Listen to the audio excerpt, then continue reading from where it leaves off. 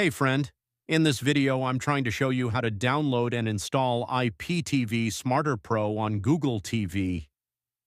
Before starting the video, if you need any IPTV, you can contact me on WhatsApp. My WhatsApp number available in the description. Let's start the video. First of all, open the downloader app and put that code in the search bar 730116. Wait for the 5 seconds. After that, you can go to the next page. In this page, you can see many apps.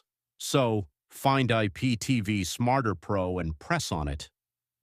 After that, IPTV Smarter Pro is automatically downloading. Just wait for it to download. After download, install and open it. Now you need a username, password, and URL to watch IPTV on it.